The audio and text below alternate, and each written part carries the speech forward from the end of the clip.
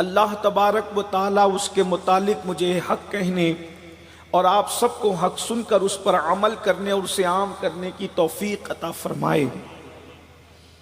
یہ تقریب عرس ہے اور خواجہ حافظ اللہ بخش رحمت اللہ علیہ کا تعلق بزرگان چشت اہل بہشت سے تھا، اور یہ سلسلہ حضرت سیدی قدوۃ الاولیاء شیخ سلیمان تونسوی رحمت اللہ علیہ سے ہوتا ہوا حضرت سیدی کلیم اللہ جہاں بانی سے ہوتا ہوا شیخ کلیم اللہ جہاں بادی کے بعد اوپر یہ سلسلہ نظام الدین اولیاء سلطان المشائق قطب الاقطاب رضی اللہ تبارک و تعالیٰ عنہ سے ہوتا ہوا سلطان الہند سرکار غریب نواز اور ان سے ہوتا ہوا مولائے کائنات امام المشارق والمغارب حلال مشکلات والنوائب اخی رسول و زوج البتول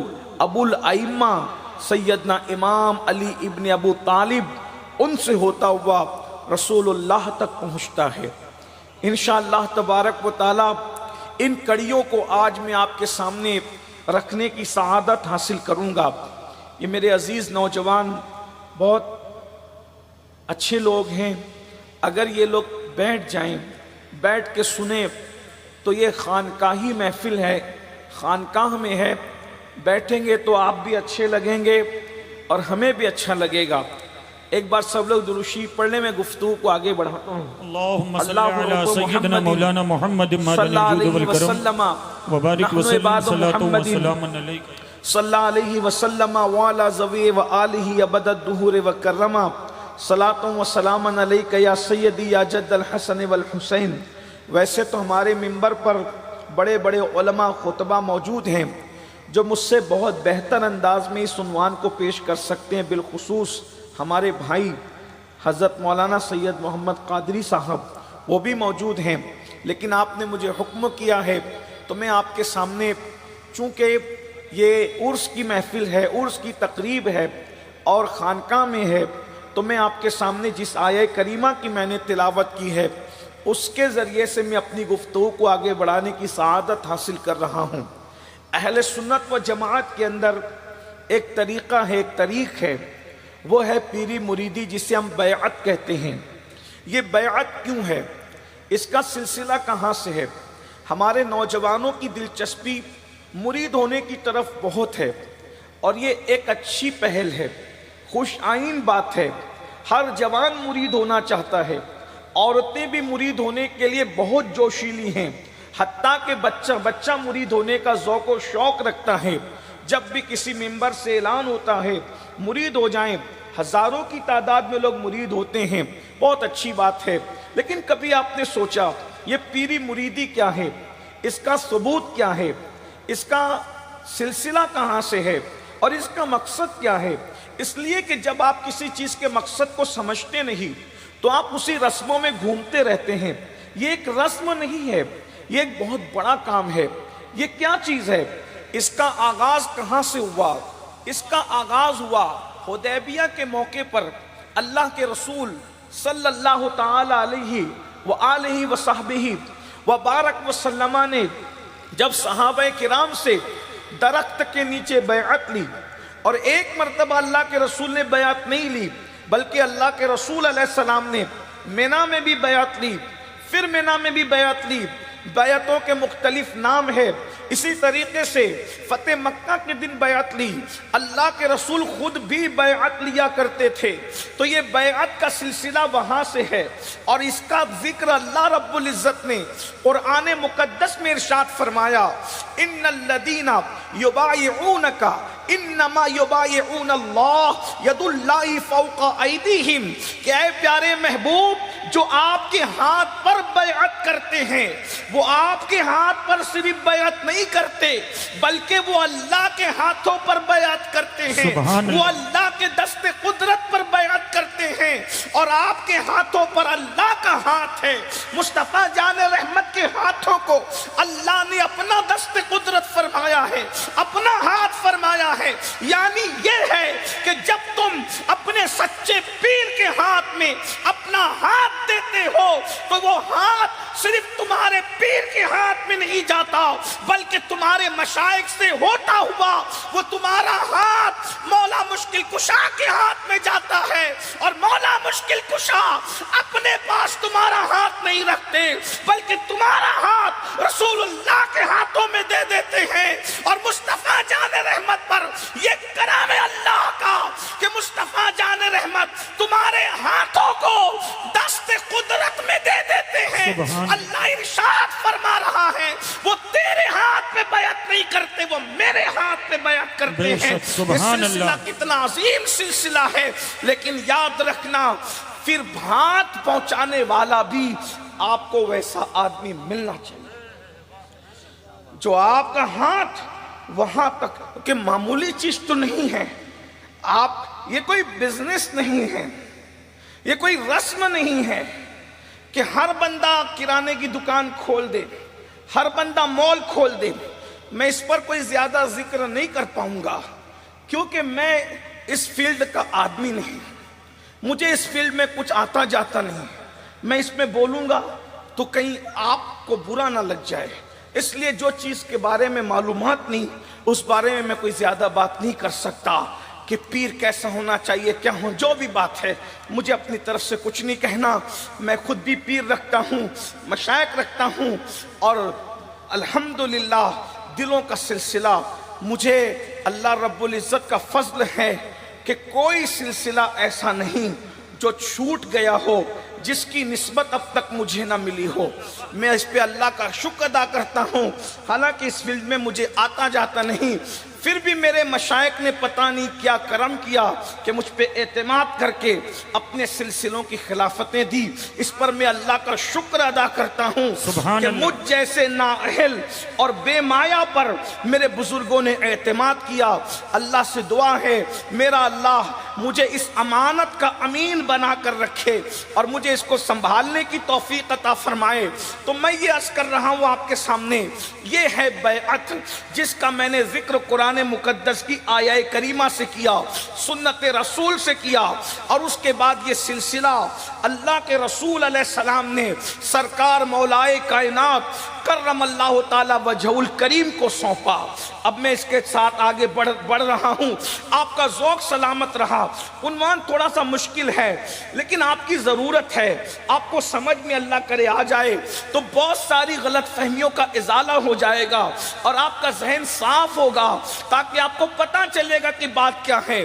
फिर मौला मुश्किल कुशा को हुजूर ने ये सौंपा, जितने सिलसिले हैं, सिलसिले कादरिया हो, सिलसिले चिश्तिया हो, सिलसिले सुहरवर्दिया हो, सिलसिले रिफाइया हो, सिलसिले शाजिलिया हो, सिलसिले तबकातिया हो, सिलसिले दसूकिया हो, जितने सलासिल हैं, सिलसिले नक्शबंदिया के अलावा सारे सलासिल जो है मौला मुश्किल कुशा से आगे बढ़ते हैं। सिलसिले नक्शबंदिया की ये खुसूसियत है कि हजरत सैयदुना सिद्दीक़ अकबर से ये सिलसिला चलता है, वहाँ से हजरत सलमान फारसी है और फिर वहाँ से हजरत इमाम जाफर सादिक हैं। लेकिन ये बात भी आपको बता दूं, हजरत सलमान फारसी भी खलीफा है मौला अली के, यानी सिलसिले नक्शबंदिया में अब यहाँ से ये चीज़ जो है वो मौला अली के खलीफा से और बाद में इमाम जाफर सादिक तो पोते ही हैं, यहाँ से बात आगे आ जाती है। हजरत मुजद्दिद अल-फ़सानी शेख अहमद सरहिंदी रज़ी अल्लाह तबारक व तआला अन्हु इरशाद फरमाते हैं कि पहले भी जो वली बना वो मौला अली के फैज़ से वली बना और क़यामत तक जितने वली बनेंगे वो सब मौलाए कायनात के फैज़ से वली बनेंगे। ये फैज़ का सिलसिला जारी है। लेकिन अब इस खानवादे के अंदर एक सिलसिला चिश्तिया अहले बहिश्तिया, अब मैं आपके सामने उनका जिक्र करने से पहले एक बात रखना चाहता हूँ। ये मुरीद क्यों किया गया? आप कभी सोचते होंगे कादरी बनाने के लिए मुरीद किया जाता है, चिश्ती बनाने के लिए मुरीद किया जाता है, नक्शबंदी बनाने के लिए मुरीद किया जाता है, सुहरवर्दी बनाने के लिए मुरीद किया जाता है। अगर आप ये सोचते हैं तो गलत सोचते हैं। مرید نہ قادری بننے کے لیے کیا جاتا ہے، نہ چشتی بننے کے لیے کیا جاتا ہے، نہ سہروردی بننے کے لیے کیا جاتا ہے، نہ رضوی بننے کے لیے۔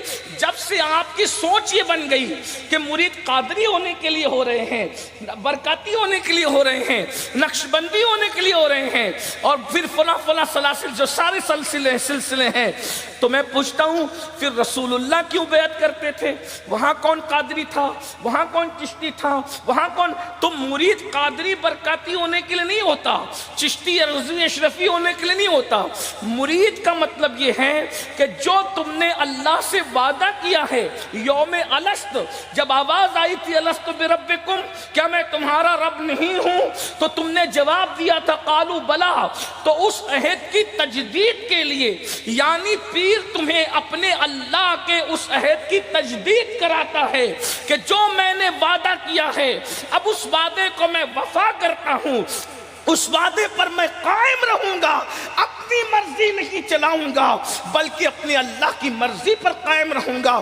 یعنی مرید قادری، چشتی، نقشبندی، سہروردی ہونے کے لیے نہیں ہوتا، مرید سچا مسلمان بننے کے لیے ہوتا ہے۔ لیکن اللہ اکبر، آپ قادری بن گئے، چشتی بن گئے، نقشبندی بن گئے، سہروردی بن گئے، لیکن حضور جیسا مسلمان بنانے آئے تھے، آپ ویسے مسلمان بنے؟ اگر بن گئے تو آپ مرید ہو گئے، اور اگر نہیں بنے پھر آپ کہیں گے جب قادری بننے کے لیے مرید نہیں ہوتا تو قادری کیوں کہلاتے ہیں؟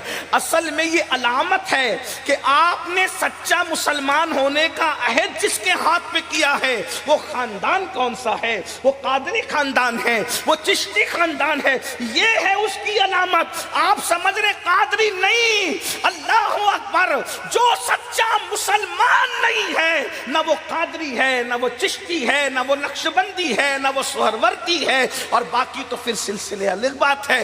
تو بات یہ ہے ہم ایک سچا مسلمان بننے کے لیے بیعت ہوتے ہیں تو اس کے لیے پیر کا، اچھے پیر کا انتخاب کیا جاتا ہے۔ تو پیر کرتا کیا ہے؟ پیر اپنا کردار آپ میں منتقل کرتا ہے۔ پیر کی ڈیوٹی ہے آپ کی تربیت کرنا۔ جو تربیت کر سکتا ہے وہی پیر ہو سکتا ہے، جو تربیت نہیں کر سکتا وہ پیر نہیں ہو سکتا۔ اس لیے پیری مریدی کا مقصد گروپ بندی نہیں ہے، پیری مریدی کا مقصد اللہ کا رنگ چڑھانا ہے، تربیت کرنا ہے، یہ پیری مریدی کا مقصد ہے۔ جہاں پیری مریدی سے گروپ بندی ہے، آپ کوئی مرید نہیں ہے میرے بھائی، بہت معذرت کے ساتھ، پالی والوں، گرد نواز سے آنے والوں، برا لگے تو معاف کرنا، مگر مرنے کے بعد تمہیں پتا چلے گا کہ تمہارے ساتھ چٹنگ ہوتی رہی اور تم خود بھی چٹنگ کرتے رہے۔ اور یہ بھی یاد رکھنا، ہر ہاتھ میں تسبیح رکھنے والا اللہ والا نہیں ہوتا، ہر بغل میں مصلی دبانے والا اللہ والا نہیں ہوتا۔ داڑھی کی تراش خراش، حق ہو کی صدا، لا الہ الا اللہ کی آوازیں، صوفیہ کی اصطلاحات بیان کرنا، تصوف کی باتیں کرنا اللہ والا نہیں ہوتا۔ سنو اللہ کے رسول کی حدیث، دل کے کانوں سے سنو، اللہ کرے تمہارے کلیجے کانپ جائیں۔ اللہ کے رسول علیہ السلام ارشاد فرماتے ہیں کچھ لوگوں کی دینداری مشرق سے مغرب تک انہیں مشہور کر دیتی ہے۔ کچھ لوگ دینداری اور تقوی کی وجہ سے مشرق و مغرب میں مشہور ہو جاتے ہیں، مگر اللہ کے نزدیک ان کی حیثیت مکھی کے پر کے برابر نہیں رہتی، ان کی کوئی اوقات نہیں رہتی۔ کیا سمجھتے ہو؟ صرف نماز کی بنیاد پر، صرف تقوی کی بنیاد پر، صرف تسبیح کی بنیاد پر، صرف مصلی کی بنیاد پر، قرآن کی تلاوت کی بنیاد پر تم اللہ والے بن جاؤ گے؟ اللہ اکبر، یہ خیال است و محال است و جنو است، یہ صرف خیال ہے، یہ محال ہے، یہ پاگل پن ہے، کیونکہ اللہ کے رسول فرما رہے ہیں کہ تمہاری دینداری اتنی مشہور ہو جاتی ہے کہ تم پوری کائنات میں اللہ والے کہلاتے ہو، مگر اللہ کے نزدیک تمہاری حیثیت مکھی کے پر کے برابر نہیں رہتی، ایمان پہ خاتمے کے بھی لالے پڑ جاتے ہیں۔ پھر آپ کہیں گے کہ کون سی چیز اللہ والا بناتی ہے؟ اب یہیں سے بات کا آغاز ہوتا ہے۔ اللہ والا جو چیز بناتی ہے وہ ہے درد دل، وہ ہے درد دل۔